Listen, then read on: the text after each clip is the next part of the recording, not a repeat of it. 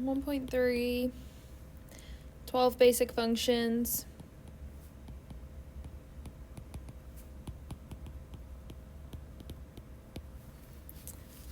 Basically, I'm going to be drawing 12 graphs here. For me, it takes up about a whole page. If you kind of want to break it up, I do 3 across and then 4 down. If you're interested in going ahead and like drawing all the graphs in, which is probably what I'm going to try to do here.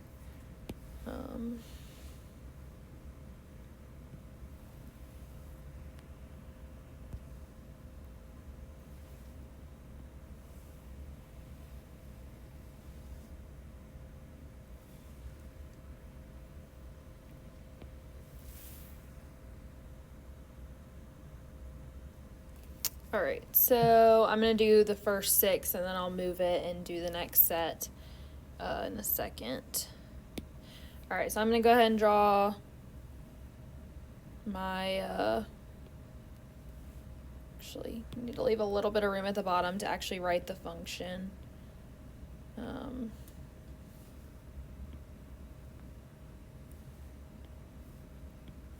going to go ahead and draw all of these in.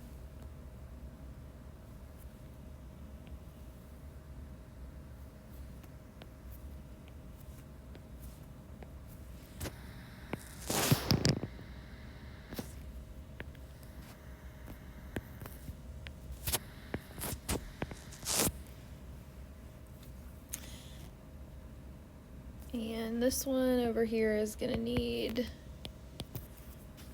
those labels on it, but other than that, they don't need labels.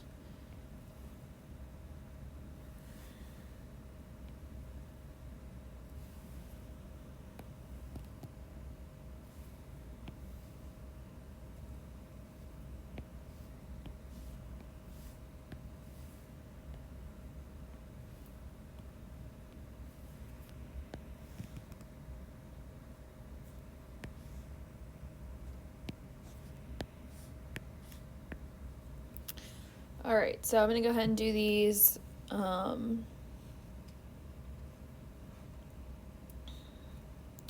first 6 here. Alright, so let's see. I'm going to go through and write all the names of them here, and then we'll go back and draw the graph and what the actual function in math terms looks like. So this first one is going to be the identity function. Second one is going to be the square root function. And then the third one is going to be the cosine function. Then down here, we're going to have the squaring function.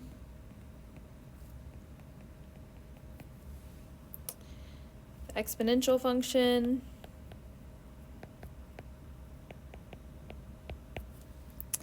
And the absolute value function.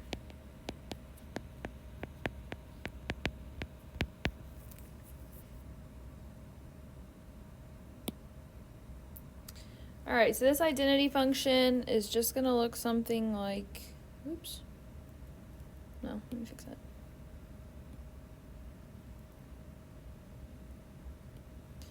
Something like that. Okay. So it's just saying y is equal to x, okay, in every case here. The square root function, square roots, it can't be negative, okay, so it's got to be something like this. That's why that's drawn like that. Okay, cosine function. Okay, and again, I'm just drawing what it roughly looks like. It's not going to be exact. Remember, cosine starts at 1 and comes down and back up. And something like that.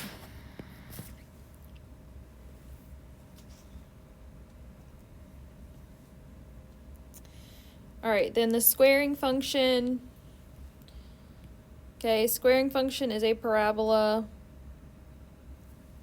Of course, it moved it. Close enough. Exponential function. Okay, never crosses the x-axis. And the absolute value function. I guess I won't fix that, so.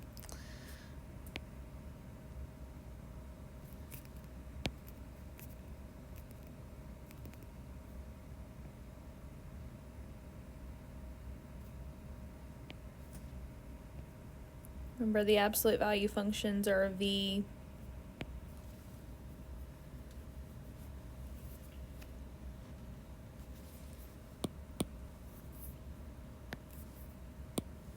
All right, so I'm going to write these out as f of x is equal to, okay, so you can see what it would look like in actual math terms. So f of x is equal to x is the identity function. F of x is equal to the square root of x is the square root function.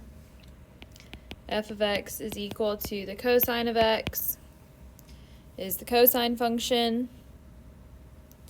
Squaring function, f of x is equal to x squared. Exponential function, f of x is equal to e to the x.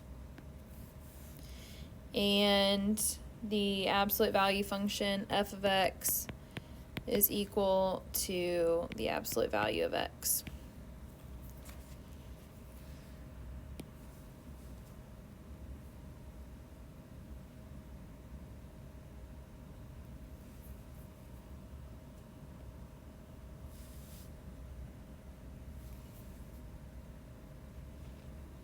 All right, so you may want to pause it right here if you don't have these ones all done. We need to take a quick pause and get those because I'm going to go ahead and slide it up.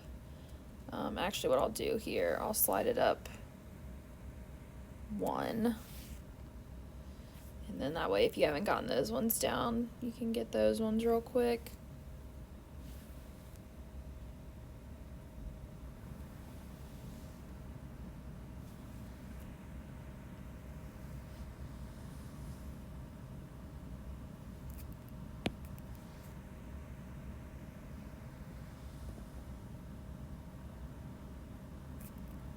Don't know why that line is jumping like that. That's annoying.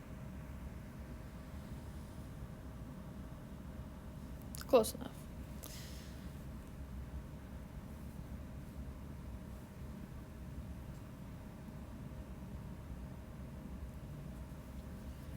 All right, so down here again, I'm going to draw my graphs.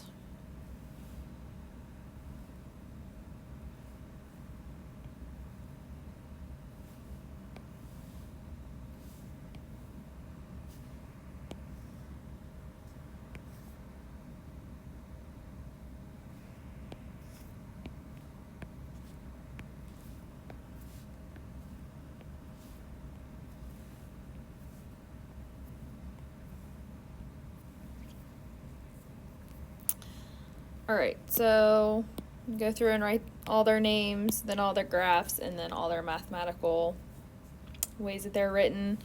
This one is going to be the cubing function.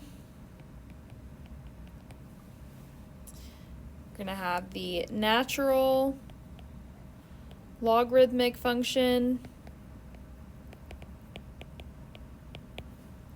And we're going to have the greatest integer function.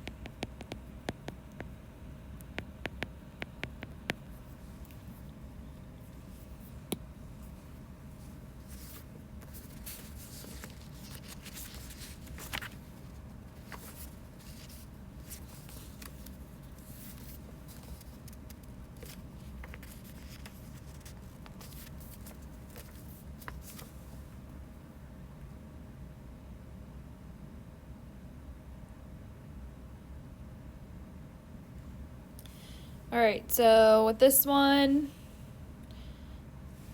we've got this cubing function. Okay, it's going to come up like this and go through. Okay, it's not perfect, but it's close. Natural log. Okay, it's going to look a lot like the exponential. Okay, but it's like basically flipped over, if that'll help you remember it. Then the greatest integer function, it's a little piecewise function. It's at a closed circle on one end and it's an open circle on the other. And then you're going to jump up a little bit and you're going to have a closed circle on one end and an open circle on the other. Oops, that's a closed circle. That is not open. Okay. We're going to jump up a little bit, have a closed circle, come over. Then it's going to be open. I'm going to jump up a little bit. Okay, and it's not perfectly lined up where it's supposed to be. Just know that this is the gist of what it looks like. Okay, sometimes we call this a step function, piecewise function, etc. All right, and then in math terms, we've got f of x is equal to x cubed. We've got f of x is equal to the ln of x. And we've got f of x is equal to the integer of x.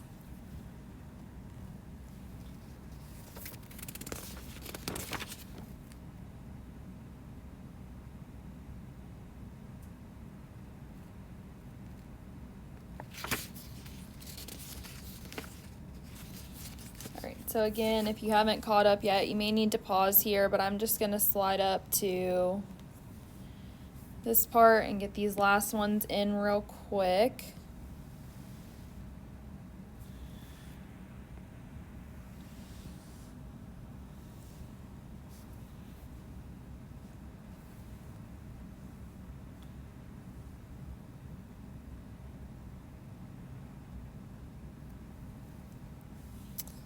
Alright, so again, I'm going to draw in my little graphs.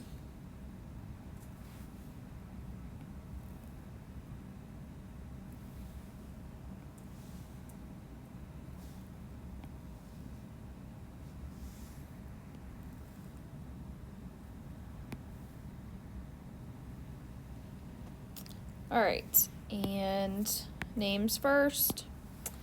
So we have the reciprocal function.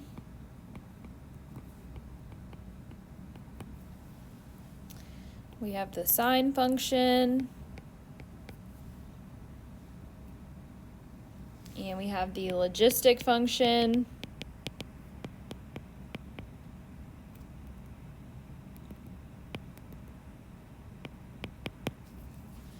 Okay, remember with the sine one, I'm going to need 1 to negative 1 again. Okay.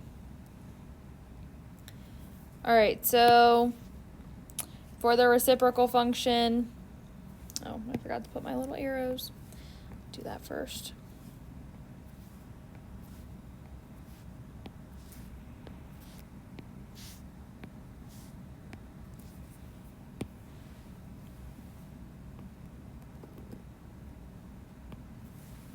So the reciprocal function, it's not perfect, but it looks something like that.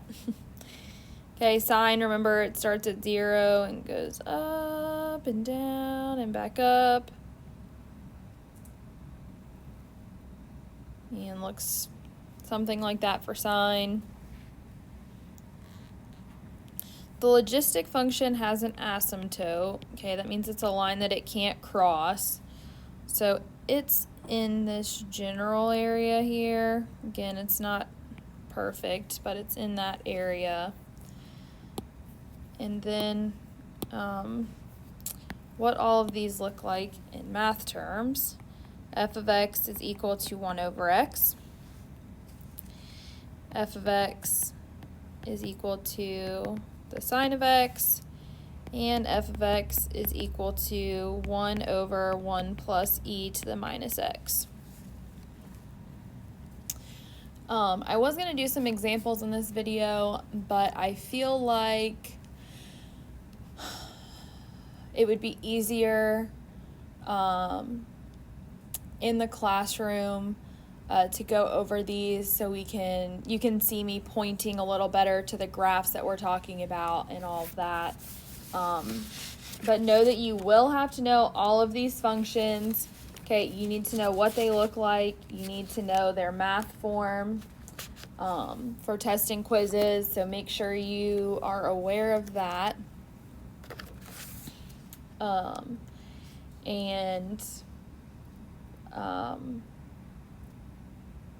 Essentially this section is going to be a lot of answering questions about the graphs, like which ones have a domain of, and then it'll give you something, or which of them have points of continuity or discontinuity, or whatever, and things like that. So just be prepared for that. Make sure you are looking over these formulas. That's something you can start memorizing, making sure you know them, make sure you know what their graph looks like, so that's not so much to memorize. Once we're back, in class going over the examples and stuff, you're not trying to memorize them all at that point or the night before a quiz or a test or something, because you will have to know them and be able to write them down. Some of them may be for grades, some may be for extra credit, so just be aware of that. But that's really the last example that I have here for this section, or the last graph I have for this section. I don't really have any other notes that are important right now, but we'll pick that up in class.